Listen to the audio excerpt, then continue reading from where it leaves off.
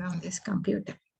So we are in this chapter 18. We come to the end of our journey, a wonderful journey in Gita. This is Moksha Sannyasa Yoga, the perfection of renunciation.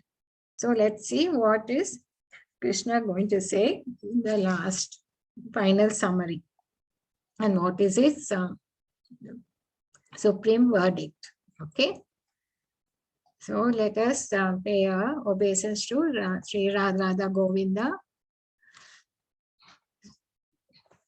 Namo Vishnu Padaya Krishna Prasthaya Bhutale Srimate Bhakti Vedanta Swamiti Namane Namaste Saraswate Deve Gauravani Pracharine Nirvishesha Shunyavadi Paschathisha Tarine Om Ajnana Timirandasya Jnana Kashalakaya Chakshulmitam Mena Tasmai Shri Gurave Namaha Sri Chaitanya Manobishtam Sthapitam Mena Bhutale Swayam Rupa Kada Mayam Dadati Swapadantikam Vandeham Shri Guru Shri Uttap Pada Kamalam Shri Guru Vaishnavamscha Shri Rupam Sagarajatam Sahagana Garagunatam Vidam Tam Sajivam Sadvaitam Sadvutam Marijana Sahitam Krishna Chaitanya Devam Shri Radha Krishna Padan Sahagana Lalita Shri Vishaka Navatyasham cha E Krishna Karuna Sindho Dino Bandho Jagatpate Gopesha Gopika Kanta Radha Kanta Namostute Tapta Kanchana Gaurangi Radhe Vrindavaneshwari Vishabhanu Sute Devi Pranamami Hare Priye Pancha Kalpatru Abhyascha Kripa Sindhu Vacha Patitam Nam Pavane Po Vaishnavabhyo Namo Namaha Jai Shri Krishna Chaitanya Prabhu Nityananda Shri Advaita Gadadhara Shivasa Adi Gaura Bhakta Vrinda Hare Krishna Krishna Krishna Hare Hare Hare Rama Rama Rama Hare Hare Hare Krishna Krishna Krishna Hare Hare Hare Rama Rama Rama Hare Hare Hare Krishna Krishna Hare Hare Hare Rama Rama Rama Hare. So what did we see in the last chapter? That is just a short recap. So Arjuna was inquiring about the unauthorized ownership. So he has, Krishna had explained about the divine qualities and the demonic qualities. So the divine qualities are the one who follow the Vedic scriptures and they do their worship accordingly, and that those are the qualities we saw. Whereas the demonic one, they don't follow the Vedic scriptures. So, but then there are people who do the worship, but they are unauthorized. That's not in this way or that. So in between. So what about them? Which modes are there?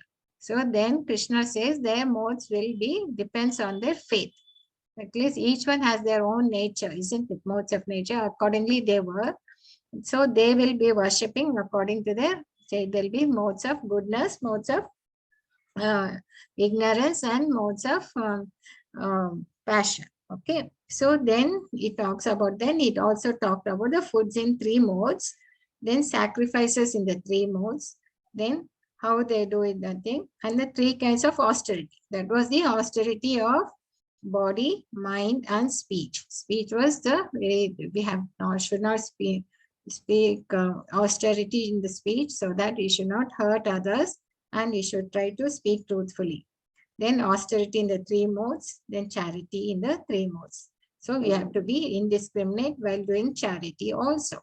So then finally Krishna concludes Om Tat Sat, saying that all these sacrifice, charity, austerity, they should be offered to the Supreme. Then you will get all the benefits. Otherwise, you will not get any benefits, not only in this birth, not the next birth. So what is now Krishna is going to talk in this chapter. So here again, it starts with a query by the Arjuna about renunciation. So then Krishna again, here this is like a summary. We saw the summary, in the chapter 2, when he answers all the doubts, when he clears the doubts of Arjuna because of the 5 reasons he gave for not to fight. That was like an introductory summary. But this summary is like a conclusive summary. Okay. He's going to go through all this, through the Karma Yoga again. And then he is going to explain much more. 5 factors of action, 3 modes which control everything. And then purification through Varnashrama Dharma. Then Brahman platform, pure bhakti, acting in principle, and concludes. Yatra Yogeshwara Krishna. So you're going to see that summary. And what more, because actually in all these chapters, he has been talking about the Bhakti Yoga, essential spiritual practice, and he has outlined it in every chapter in the conversation. Now he is giving us the opportunity of permanent happiness and fulfillment, how you can do that. And you can, and also by practicing this, you can smile in all the situations and circumstances. Okay. That's what he's going to tell us, because he's going to be with us. He's there with us all the time as a Paramatma and a well-wisher. We saw that, right? So we need not feel unhappy. We need to smile. So what was the query by Arjuna? Arjuna says, Sannyasa Mahabaho Tattvam Ichchami Veditam Tyagasya Cha Rishikesha Pritak Keshina Sudana. Arjuna said, O mighty armed one, I want to understand the purpose of renunciation, Tyaga, and of the renounced order of life, Sannyasa, O killer of Keshi demon, Rishikesha. Keshi demon, because he killed a horse, so it was the name of Keshi, it was a demon. So what is, again, this question keeps popping up, no? Like we said, no, shall I leave everything and go with this? Shall I? What should I sacrifice? Tyaga. And take up the renounced order, sannyas. So this, the tyaga, that is renunciation, and the sannyas, no, there's always a confusion, and there's a, people keep asking, should I be all, should I, why fight at all? I will renounce. Again and again, this question keeps coming. So this is something, it's not, I mean, you should not think that I am the only one who is getting such a doubt. But you see, Arjuna, throughout, many times he has been asking this, Tyaga and the Sannyasa, renunciation, about trying to understand, get a clear picture of renunciation. So this is thing, and we should not be surprised that if it comes to our mind also. So, Tyaga or Sannyasa. So again, Krishna, see, Krishna is very, very patient. He keeps on answering him because he understands this is something which needs to be clarified time again and again. Okay, so what does Krishna say? Sri Bhagavan Uvacha Kamyanam Karmanam Yasam Sannyasam Kavayo Viduhu Sarva Karma Pala Tyagam Prayus Tyagam Vishakasana. That is, we should give, Supreme Lord said, to give up the result of the activities. So when you give up the result of the activities, then it is known as renunciation. So it is not that not doing the work. You have to only give up the fruits of activities. Okay, and if you are in that state, that is known as the renounced order of life. It's not that you are leaving everything, no, not doing any work and you're going. No, you have to do your activity, and but only thing is the results you should renounce it. That is the tyaga, sacrifice you're doing. Okay, and that state, if you are, that is known as sannyas. That is by learned. So, but some learned men know what they think. They declare that all kinds of fruitive activities should be given up. But there are other sages who maintain that acts of sacrifice, charity, and penance should never be abandoned. So people, even if they are learned and all, we think they're scholars and things, but still this confusion will always be there. So they will say, let us live up all the fruitive activities, let us give it up. But the sages say, no, we should not give it up. We should continue to maintain our acts of sacrifice, charity, and penance. See, these three things we saw in the last chapter, where Krishna says, no, that Sat, you should do all this for the Lord. So again, the sages say we should not never be abandoned. Okay, so that should not be done. Why so? Well, because if you are in doubt, this is always there, but we should get it clarified. Yajna dana tapa karma na tyajam karyam eva tat yajno danam tapas chaiva pavanani manishina. What does he say? These acts of sacrifice, charity, and penance are not to given up because they should be performed because they purify even the great souls. He says this sacrifice, charity, and penance has to be done by everybody because it is a purification process. So even the great souls. So here whom we see who is doing this yagna, sacrifice, this is Daksha. And Daksha, he's having a head of a goat. How did it come? Because at one time, Daksha had given his daughter to Parvati to marry her to Lord Shiva. So at that time, Daksha was become very puffed up about his greatness, his beauty, and what he has done. No? He was so proud, and he was not liking to give his daughter to the Lord Shiva because he was all with the time living in the forest and all that, in the graveyards. But because Brahma asked him to do it, so he had gotten that. But still he had some envy of him, so he didn't like. At one time he would have he had insulted Shiva, Lord Shiva, and there will be some misgivings, and in that thing he would have lost his head, because Goddess Parvati would have given up her body in the sacrifice, fire of sacrifice. At that time there is a big thing and he loses a head. But then finally he realizes this mistake, and then he gets the Lord Shiva would forgive him, and he gets the head of a goat. So this is the thing, finally it happens. So these great sages also be doing this sacrifice, charity, and penance because the activities will purify our souls, even the great souls also. So it has to be done. So you should not give up them. So thinking that I'm learned now, I know the knowledge, everything, why I should do it. So that becomes like a ego to them. So he says you should be done. See, there are some things where he says gives an option, but here he doesn't give you any option. He says it should be done because it is good for everybody, that purification. And all these activities should be performed without any expectation of results. They should be performed as a matter of duty, O son of Pritha. That is my final opinion. So that is so we should only renounce our results of our activities, and we should not give up the activity itself. So he says that etapi karmani sangam tyakta phalani cha kartavyanti me pata nishchitam matam uttamam. So that is my final opinion, nishchita. Okay. So this is the thing he should. So these things are very clear. What should be done and what should not be done. And what are the divine qualities, what are not divine qualities. Like that is very clear in this, emphatic. And then he continues to say that prescribed duties, it depends upon their modes of nature. Some people will never like to do their duty. They are in the modes of illusion. Why? Because they are indifferent.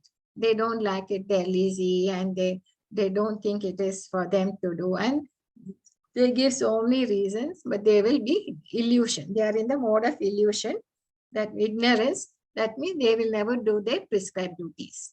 But there are people who are in the mode of passion. What they do is they find it, they give some reasons. They say, oh, it's so difficult to do this duty. I don't think I can do it. Or they will say, they'll be scared of doing it in case they have some problems. So they will always be telling their problems, or they'll be telling their fear, and they don't like to do the prescribed duties. But there are people who are in the mode of goodness. They will just do it as their duty. They know this has to be done, and they will do it. Whether they like it or not, that is not a question. They will only know that it is my duty and I will do it. Like Arjuna knows, finally he will say, this is my duty to fight, I will fight, and I'm doing it for the Lord. So he won't look at the pros and cons. All he knows is that was his duty, and his duty is to fight in the battle. So that is the mode of goodness. So now Krishna very clearly describes that. So we were talking about the activities, no, fruits of activities. Now it continues to tell us how people in different modes of nature, how they behave, whether they accept to do this prescribed duties or not, right? So Krishna says you should perform. We should perform our duty and prescribed duties because it's our duty. But there are people, because of their modes of nature influence, they don't do it.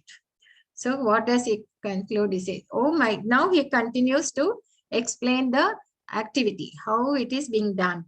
We told it should be done because it's our duty.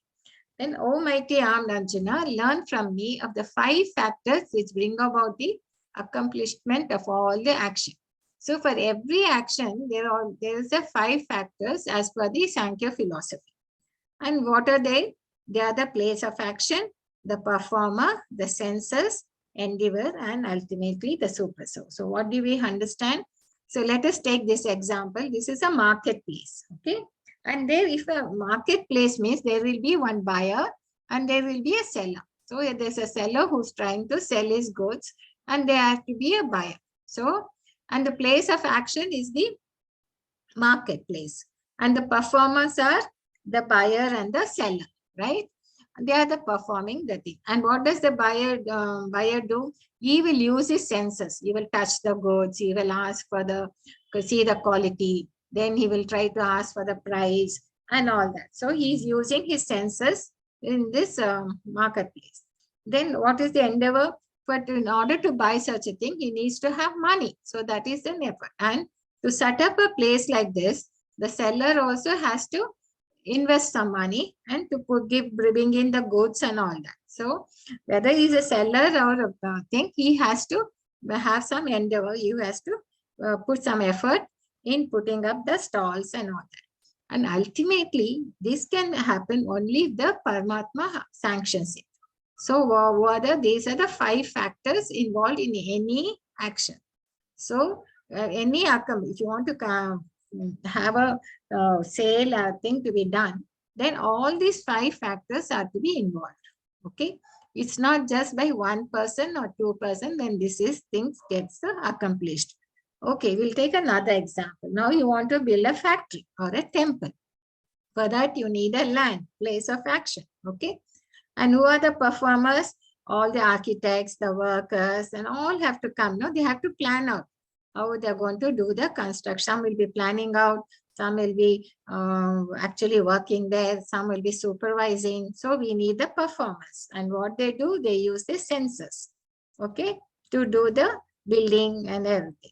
And then you need a lot of endeavor. Endeavor is not only effort by the people, also money, financial investment. Okay, that also is required, right? And ultimately, it has to also have the super soul has to be sanctioned.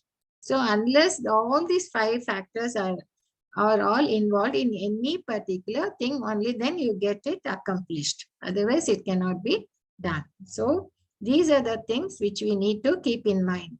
Why? Because if you think you are the only doer and not considering the 5 factors, that means we are not intelligent. And we are not able to see things as they are. That is the reason why we get into that false ego and we think we are the ones who are doing. So we are not seeing it properly because for everything there is something other. So we have to, what Bhagavad Gita here Krishna says, we have to give credit to every player involved in the action. Any action, it has to be, we have to give credit to all the players. Okay. And we should keep this in mind and not to think yourself that you are the only one doing the action. And there's one more, somehow it goes into details. Now, that was one thing about the 5 factors. Now to the individual, how they perform. Okay. And what are the factors which come into play? So here he talks about knowledge, object of knowledge, and knower are the 3 factors which motivate the action. So what motivates them? And then the senses, work, and doer comprise the 3-fold basis of action. So for any action, we saw the 5 factors and how this person plays. He has to know how to basketball game. He should know the knowledge. No, he should have. And what is the object of knowledge? Is the how to play with the ball. And who is the knower? He is the knower. Okay. So these are the three factors which motivate the action. And if he doesn't know how the game, he cannot play, isn't it? So he has to know the knowledge, and he has to know what is with what he is going to play, and he is the knower. So these three will be motivating an action. Okay. And then this working senses are there. So now he's going to go into detail, like thing about the different factors which are involved in the activities. Okay. And from this, we are going to give them in depending on the modes of nature, the values are given. So if you want to, you can rate yourself, 1 being the lowest and 3 being the highest. So what is it we are going to do now? Krishna is going to talk. Now he's talking about the knowledge. So there are 3 kinds of knowledge based on the modes of material nature. So we are going to talk first on the knowledge part of it. So the knowledge by which one undivided spiritual nature is seen in all existence, undivided in the divided, is a knowledge in the mode of goodness. What do you mean that? See, we know that Paramatma is there in all the living entities, and we are the soul and not the body. So this is the transcendental knowledge. Okay, this we should know. People who understand this, they are in the mode of goodness. But that knowledge by which a different type of living entity is seen to be dwelling in different bodies is knowledge in the mode of passion. Because here people on the mode of passion, they don't agree. They don't see the Paramatma in all the living entities. They think they're all different and they are different. And so that is half of, they are not, so that is known as the knowledge in the mode of passion. But the people who are in the mode of ignorance, what do they think? They are only only they know about their body and their thing, and they don't, and they are only attached to one kind of work as the all in all, without knowledge of the truth. They don't believe in anything, body or the soul, and it is very meager, and they said to be in the mode of darkness because they don't acknowledge any of this transcendental knowledge.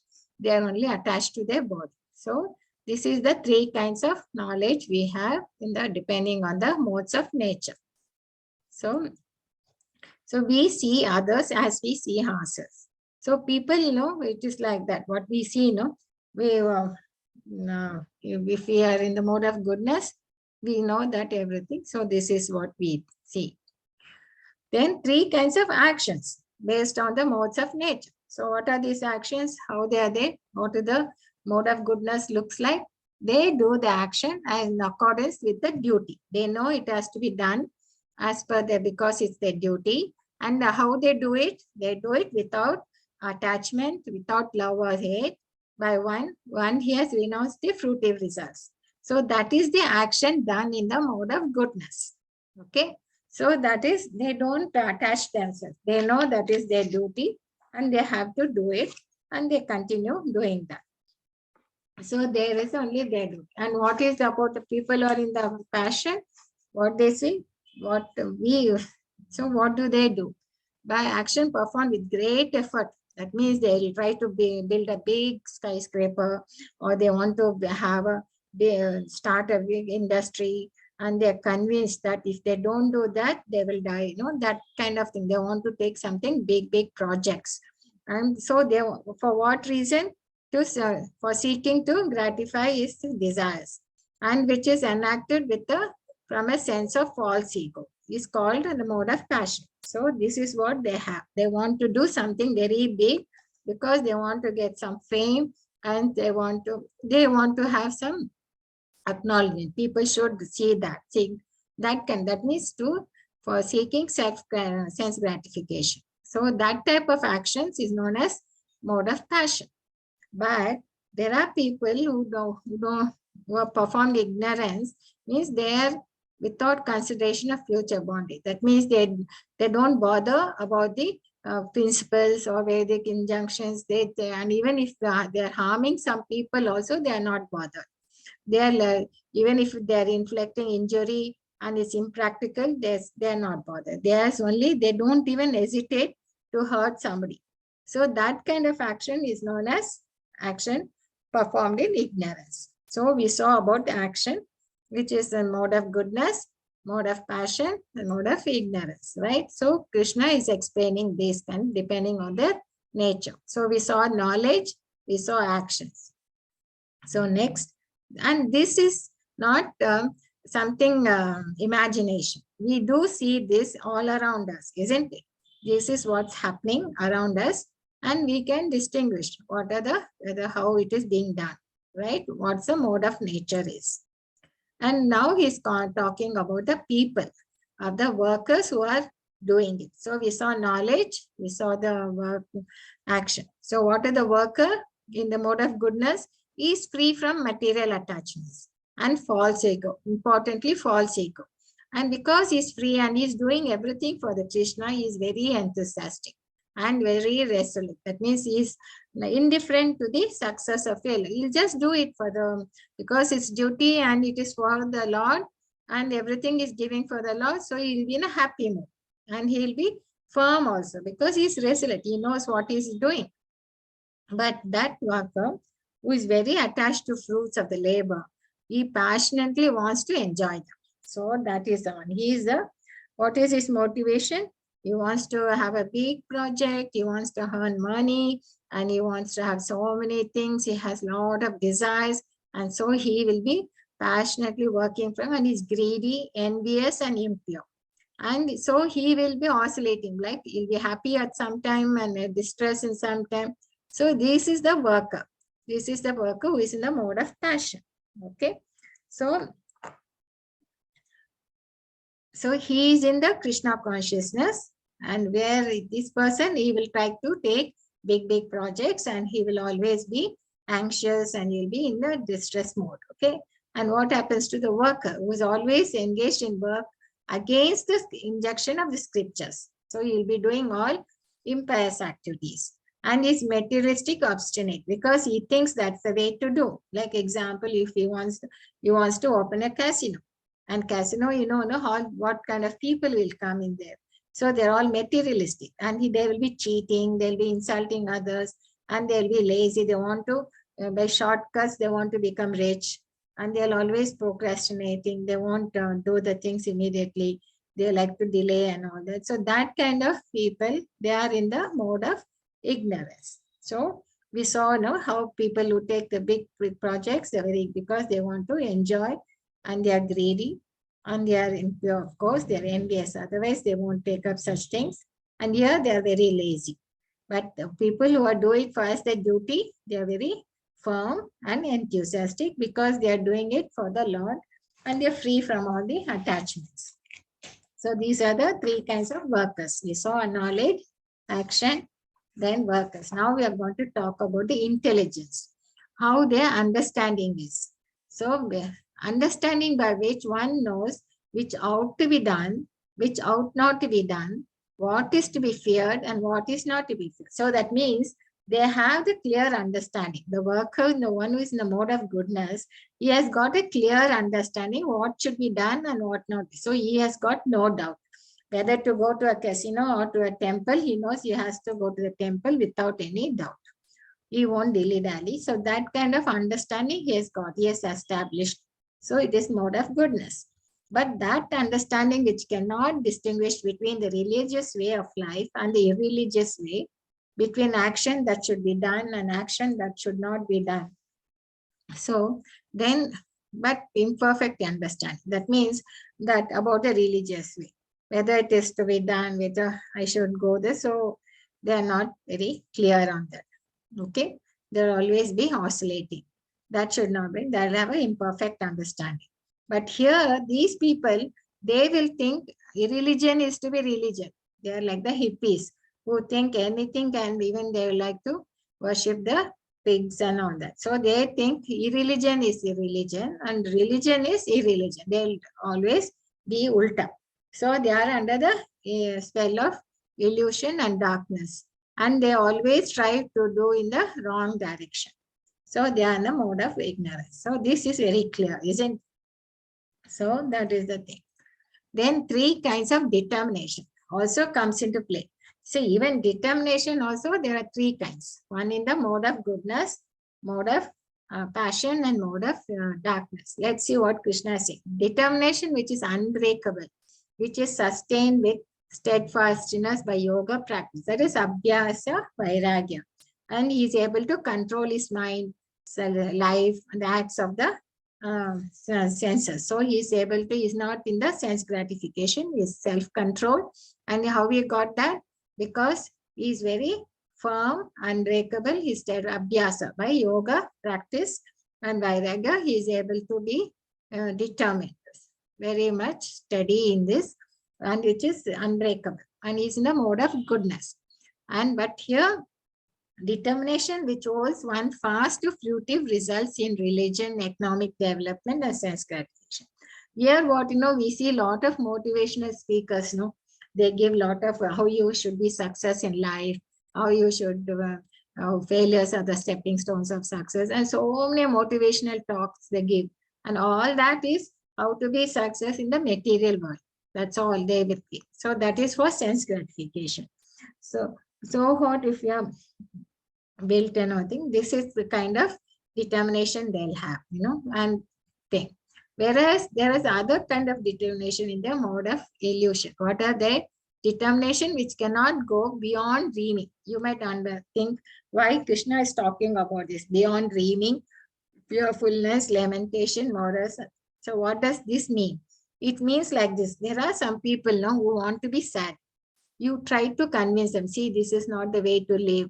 See, there are so many things you can be happy about. See, there's so many things, so good things have happened and you can be happy, all that. No, they want to be sad. They are not, they won't accept any of your reasons. They are determined to be sad. They are determined in their belief. They are thinking, they always like to lament. They always be lamenting. No matter how you try to ask them to go beyond that, they won't. Because they are attached to their feelings of sadness. It means they are determined to be sad. They are determined to be fearful. They are determined that there's nothing, something that is not there, like that. So they will be sleeping longer and longer and they'll be dreaming. So that kind of thing, that is known as, that kind of determination is in the mode of darkness. These kind of people you do see, isn't it? In life, you do see such kind of people, nothing. So that is what he is clearly telling us. So we talked about knowledge, then action, then workers, intelligence, understanding, determination. So this is by Abhyasa and Vairagya. Here, the example is the motivational talks, which only by for economic development and things. Now comes to happiness. Men wonder how happiness also can be in modes of nature. So here, Krishna is also distinguishing that. So here, beginning, it might be looking, it might be just poison, but the end, it is just a nectar, and which awakens one to self-realization. So what we mean is, see, in the path of self-realization is very difficult. Like, they say we have to get up early, do the chanting, the Brahma Muhurta, and then so many practices are there, which you have to follow by the acharyas. It might be sounding very difficult in the beginning, but if you slowly keep on doing it by abhyasa and all that, on practicing it, and it might be in the beginning like a poison, but in the end, it's like a nectar. So because that is the happiness in the mode of goodness. You keep on doing it and doing it and doing it, becomes the nectar in the end. It won't be a hurdle at all. Okay. So in fact, once when Prabhupada was in Hawaii, they were with the disciples and all that. A reporter came and asked him, why is your followers are very happy? He said, the process of Krishna consciousness is like that. There will be, it's so nice that it cleans their heart, and hence, and they do a lot of work, of course, but they're quite happy in their work. So that's how they're happy all the time. But the happiness which is derived from the contact of the senses with their objects, this we saw in the chapter 2, that in the 5th chapter also we saw the sense objects, how it you feel in the beginning you might feel happy, like you take the cigarette or to drinking.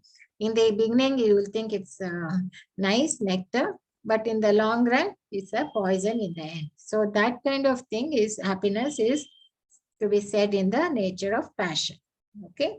So, and there are a lot of advertisements, which will always throw at your senses. You do this, you take this type of toothpaste that will have, give you shine your teeth very bright, or you take up this kind of tooth powder. So many billboards are there telling you drink this, this will give you a lot of energy, or do this, your weight will be lost. So many things are there. So it is always bombarded, our senses are being bombarded, and we have to, and it might appear to be nectar in the beginning, but it is poison in the end. So that kind of thing is, happiness is nature of passion. And what do the illusion do?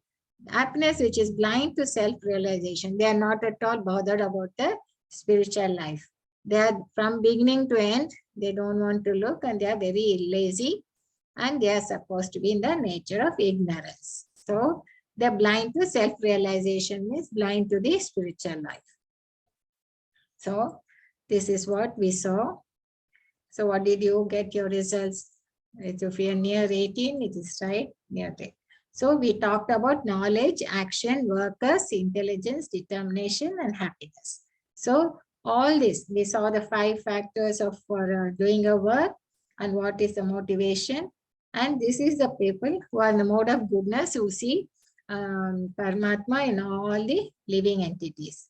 Okay, they don't see them as a different thing. Oh, that is an animal, and this is insect, they are different, nothing. They see Paramatma in all the thing, living entities, and they are only, they are in the different forms, and they will come to, by transmigration from body to body, they'll come, but Paramatma is there in all. O son of Pritha, that determination which is unbreakable, which is sustained, and only few more things. Okay, we sustain with steadfastness by yoga practice, and which thus controls the activities of the mind, life, and senses, is the determination in the mode of goodness. So, by mode of goodness, determination. Now he comes to, how do you do all this work? That means we talked about so much, about the karma yoga. He's been talking about how this can be enacted in the system, in the world. So here he talks about the 4 kinds of ashramas based on the modes of material nature. So this is the Varnashrama. He is going to talk about the guna, not by birth. So what is the qualities of the Brahmanas by which they work? What are the qualities of work the Kshatriyas work? And what is the work the Vaishyas work and the Sudras work? So they are not by caste. Their work as the guna, or the nature. So what is the qualities by which the Brahmanas work? The Brahmanas, they are very peaceful, self-control, austere, purity, tolerance, honesty, wisdom, knowledge. So these are the people who Brahmanas, who nature is to study Vedas, and they are the more academic. Okay. Whereas the work of Kshatriyas is heroism. Qualities are power, determination, resourcefulness, courage in battle, generosity, and lead. So they have the administrative as well as the heroism and power. Whereas the Vaishyas are qualities, they are more tending to farming, cattle raising, and business. Shudras, for them is labor and the service to others. So this is as per the guna. You have to, it has been 4 kinds of ashramas. Krishna is talking, and he is spelling out the qualities also. So by qualities of by which they have to work also, he is spelling it out. Okay, so Shastras doesn't say that we have to, these are the caste system. Shastra is clearly telling us what are the qualities each, if you have to be a Brahmana, means these are your qualities. If you want to be a Kshatriya, these are the qualities and things. So we have to see what our nature is, and we have to take that kind of ashrama. Okay, right? If you are not focused on the studying much and all that, then you cannot take up the Brahmanas work. You might as well be take up the work of the Vaishyas or the Shudras or the Kshatriyas. So in fact, in Kali Yuga, all are born as Shudras. We are all as a labor. Only by, as we develop our this thing, knowledge, we can take up to the other. We have to cultivate our qualities. Today, most of us are in the Shudras. Okay, that's what the Shastras say. Then now by worship of the Lord, who is the source of all beings and is all pervading, man can in the performance of his own duty attain perfection. So we had all of them, they can be in the different ashramas, but they have to cooperate with each other and keeping in their spiritual growth. And for them, the Lord is the center. So he is the source of beings. And so you have to perform your own duty in whatever ashrama you are selected. Okay. And you attain perfection. So this is the basis of Daiva Varnashrama. It was there in Satyayuga and all that. But down the line, it has degraded. And today what caste system we see, it's not the right. Now comes the interesting question. Yesterday even Adna was asking me, so this is what the answer is. It is better to engage in one's own occupation, even though one may perform it imperfectly, than to accept another's occupation and perform it perfectly. What does it mean here? So let us examine this picture. So by this we can illustrate what the Krishna is talking. So here's a competition where all these animals have come together for the competition. Okay. Now we have here a bird, monkey, penguin, elephant, fish, seal, and the dog. All have come for the competition, right? And what is the competition? This man has said, he says the person who is the first one is one who can climbs the tree, wins the race. So when they hear this, there are a lot of expressions you must understand, or you must think. So the dog is saying, what is this man is saying? Why have come to this competition? He's asking us to climb the tree and think, can I climb the tree? Whereas the seal is saying, my God, I better go away disappear from this race. It looks so disgusting and it's a disrespectful to me. Can't you understand that I cannot even climb? Why I can only slither around? Then this fish is open mouth. He is astonished. What is this? I can't even come out of the water and he's asking me to climb the tree. Does he have any intelligence? Then the elephant is flabbergasted. If I touch the tree itself, the tree will break and no question of climbing the tree. And the penguin says, I can only hop around. I cannot climb anything. Only people who are very happy is these two, the bird and the monkeys. So what do we infer from this? What do we learn? That is each one. So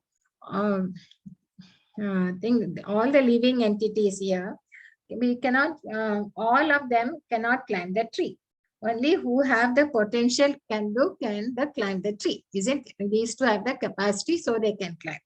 Same way, we have to find our potential in Krishna consciousness. We might have in different ways we can be in that Krishna consciousness because it is personal and very, very personal. So you cannot copy somebody. Oh, he is doing like that in the spiritual path. I must also do the same way. It's not that. You have to do your duty. So here it's very clearly saying we have to do our duty as per our nature. Okay. As per what our capacity is. You might do it improperly. Okay, no problem. You might even have some sinful reactions. Fine. But it should be as per our nature, as per our capacity. You should not copy somebody and try to do that because it's not in your nature at all. You might be born in a Brahmin family. Doesn't mean that you have to be a Brahmin. You might be interested in doing business. So you do that. You can be a Vaishya. You no need to be a Brahmin trying to read the Vedic literatures, isn't it? So that is what Krishna is saying here. You do your duty as per your nature. So he doesn't tell you to sit at home or to take renounce and take sannyas, nothing. He is not telling that at all. He is never told right from the beginning. He is telling us spirituality doesn't mean being sannyas, taking sannyas. Spirituality means we have to do our duty as per what we and do our devotional work and don't get attached to results. And we should understand this, all this. So this is what he has been clearly telling us. So from this we can, so Krishna really, what he wants, why he wants us to teach devotional work? because he wants us to come back to his world. He doesn't want us to stay here. So we each one have to find out what is our nature and ultimately select, do that kind of duty, and then and not be static, trying to wonder. And also people will think, no, I have done so many sins. How will I come to take this path? Will Krishna forgive us? So that is the question. Can I take to Krishna consciousness because I've done so many sins? So let us see what it is Krishna see. One can obtain the results of renunciation simply by self-control and becoming unattached to material things, disregarding material attachments, that is perfect state of karma. That means you have to do a karma. This is what we were talking in the chapter 4 also. So he's telling it once more here, repeating it, what we should have self-control and material enjoyment. It's not for that, and only we can reach the perfect renunciation. So how they are, the people who are in the renounced state, how they are.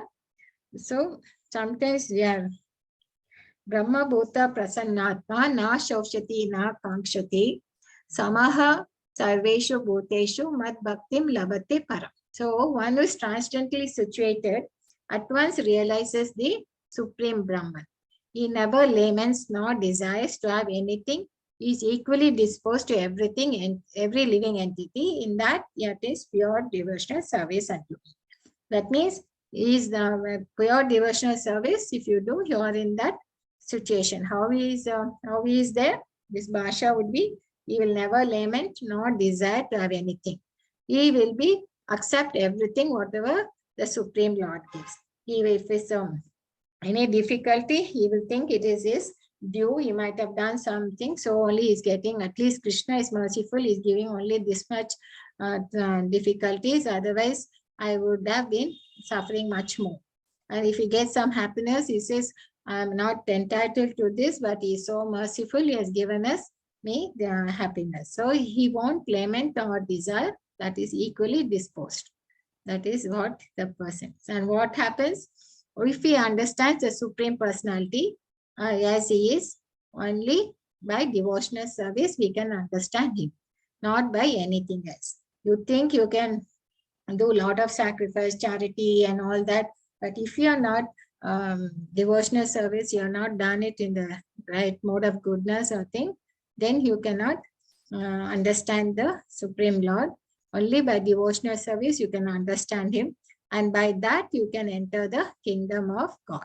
So he says how we can enter the kingdom. This is the final verdict of the Krishna, Supreme Personality of Godhead. Only by devotional service we can go. So this is our Prabhupada with his devotees. So those engaged in all kinds of activities, though engaged, my devotee under my protection reaches the eternal and imperishable abode by my grace. So he says when they do the devotional work, their service, they are in the devotional work is all that, no? Preaching, chanting, reading the scriptures and all that. So they are under my protection and they will reach my abode. So, and there was one question, that's very interesting question. A devotee was asking Prabhupada, why are you building all these Iskcon temples in the midst of city? Because they had a thing in the New York, in the middle of the city. And it is so distracting. It's nice to have a temple outside in a farm and all that.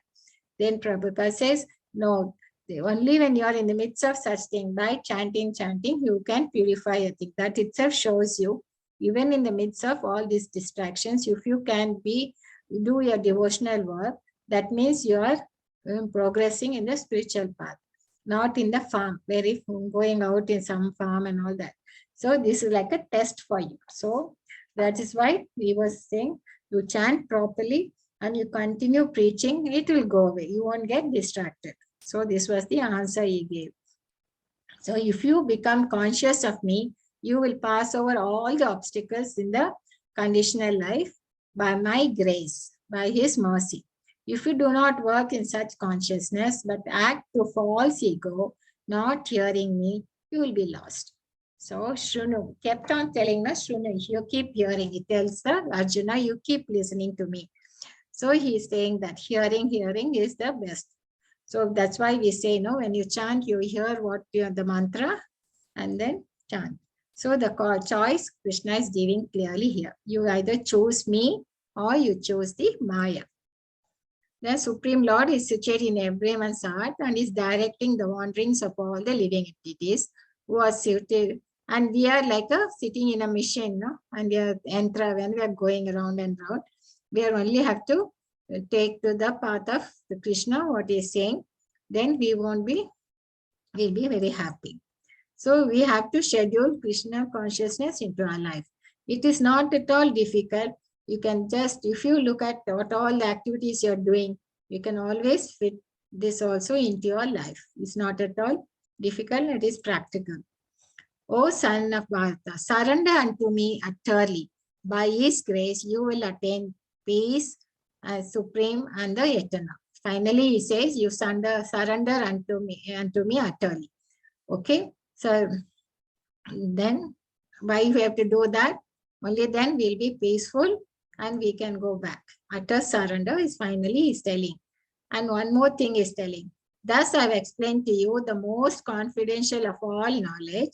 Deliberate on this fully and then do what you wish to do. So after telling all this, everything, finally he's giving the choice to us. So he's telling Arjuna, you deliberate on what all I've told and then you do what you wish to do. So he is telling that. So this is what also for us. We have learned, or we have read, listened to it for the 18 days. And the choice is ours to continue to be in Krishna or not. And then he is telling one more thing. Always think of me, become my devotee, worship me, offer your homage to me, then you will come to me without fail. I promise you this because you are my very, very dear friend. So he gives us a promise. He says, do all the 4 things. What is it? You have to remember him, think of him, become his devotee, worship him, and pay homage to him. So if you do that, you will come to me without fail. And he is giving a guarantee. Satyam te pratijanti priyasmi. So without fail, you are my friend. And he's a well-wisher for everybody. He says, in chapter 5, he is the Bhaktaram, he is the enjoyer, but he is a well-wisher for everyone. And he is there in every living entity. It's not that he's only in Arjuna or only with the people, pious people. No, he is in everybody. Okay, and he is the only thing is we have to turn to him, accept him, and surrender. And here there's another thing. People ask, no, I'm very sinful and all that, whether I can take up this spiritual life, whether I can do it. This is the answer. Abandon all varieties of religion, just surrender unto me. I shall deliver you from all sinful reactions. Do not fear. Whatever I had, the sinful reaction of my previous birth or so many previous births, it's no matter, no problem. I will deliver you. He's giving us the guarantee. Don't fear. Because only thing is you have to take the Krishna consciousness. That's all. If you do that, don't just surrender unto me and you accept me as the Supreme Personality of Godhead and do the devotional activities as per the Acharya says, I will deliver you from all sinful reactions. Do not fear. So he's giving us the guarantee. This is what the final verdict of Krishna. So this confidential knowledge may not be explained to those who are not austere or devoted or engaged in devotional service or not because they are envious of me. So he says, if you try to tell other people, no, atheist and all that, people don't believe, then it's not problem because they will never accept. They won't understand. So he says it's no need to explain it to them. But what happens, the pure devotees, they will like to explain to them because they want them also to go back to Krishna. So for one who explains the supreme secret to the devotees, devotional service is guaranteed. At the end, he will come back to me. So this is what we saw Prabhupada. No? He went to the US and he was even reformed the hippies and all, no? To back to Godhead. So there is no servant in this world more dear to me than he, for nor will there ever be one more dear. So people who try to explain the secret to the devotees, then devotional service is guaranteed. So he says. So I declare that he who studies this sacred conversation by us, worship me by his intelligence, then and who listens with faith and without envy becomes free from sinful reactions. So you all have done some good yajna today from all 18 days. You have been listening to this. I'm thankful. Hare Krishna. And attains to the planet where the fire scales. So you see how they have all transformed. No, they've been all from US and all that, all over the world. They all become his followers. So Arjuna said, now what does Arjuna say? Oh, my dear Krishna, oh, unfallible, my illusion now is gone. I have regained my memory by your mercy. I am now firm, very firm, and free from doubt. I am prepared to act according to your instructions. So he finally says, now he knows what is duty and what is his benefit, everything he understood. He says, my illusion has gone. I will prepare to act according to your instructions. Now, what does Sanjaya say? So beautifully he says, I repeat, by the mercy of Vyasa, I heard these, no, Sanjaya said, thus I have heard the conversation of two great souls, Krishna and Arjuna.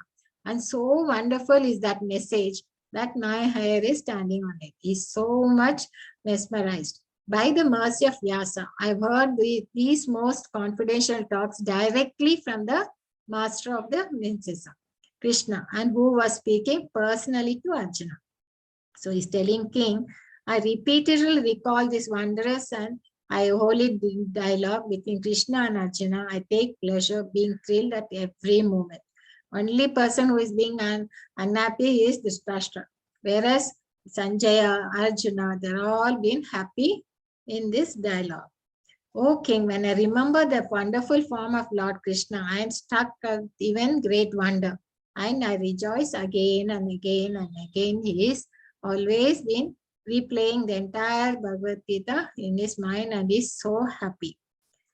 Then finally he says, Yatra Yogeshwara Krishno, Yatra Patho Dhanor Dharaha, Tatra Shri Vijayo Bhotit Dhruvas Natir Matir Mama. So wherever there is Krishna, the master of all mystics, and wherever there is Arjuna, the supreme archer, there will always certainly be opulence, victory, and extraordinary power and mother. So that is my opinion. That's what Sanjaya says. So we come to the closure of this. So we saw what Krishna is saying about it's a very big chapter about the karma yoga. We talked about the factors, 5 factors, 3. Then he says how we have to do our prescribed duties as per our nature. When he talked about the Varnashrama Dharma, and when he talked about the 5 actors, I think he said we should not, there are 5 doers are there, 5 players are there, we should acknowledge of them, should not think that we are the only one doing it. And then and talked about the prescribed duties, we have to do it as our duty, and we have to give up all our fruitive activities. So we have to all the time think of Krishna, do everything for the Lord, worship him. And the 4 things we talked about how to act in the Krishna consciousness. It's only by devotional service can we understand him and do things. So, Yatra Yogeshwara Krishna. So, utter surrender. Think, become his devotee, worship him, and pay homage. Hare Krishna. So, let us allow Krishna into our hearts, lives. Why is it that? So, the process we talked all of it is to show Krishna consciousness as it is and not as others want to see it. Okay, we are just telling whatever Krishna was telling Arjuna, we talked as it is and not how we want to. This is what Srila Prabhupada says. Okay, so we come to the closure of this course, 18 Bhagavad Gita, 18 days course. And so I only request all of you to enroll for level 2. It says that now after you complete your 18-day quiz, they will get a link. So when you are by getting that link, you'll be able to enroll for the level 2 course. Okay, this is what was told by our admins who had done it. So I thought I'll share with you all. So when you complete this 18th day quiz, you will get the link. Otherwise, you can register from the website also, and you can be an attendee. But this is a straight away. The minute you finish this quiz, you will get you can enroll it for level 2.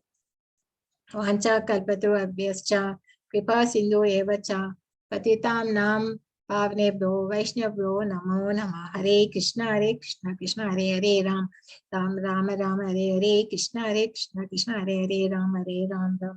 Chant, please, everybody chant, and we'll be very happy. And I also request for you all to donate for the temple. I'll do that. I'll stop sharing now. And I forgot to.